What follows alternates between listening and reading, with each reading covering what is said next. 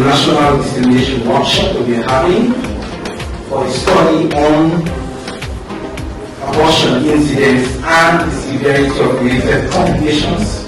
That's ABHRC, Youth Marker Institute, and StarSM in partnership with the Ministry of Health had conducted last year, 2021.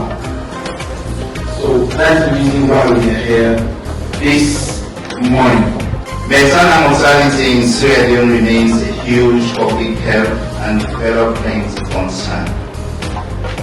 Data shows that there have been modest improvements in maternal mortality in the last few years. Reduced maternal mortality rates from 1,360 deaths per 100,000 live births to 717 per 100,000 live births in 2019.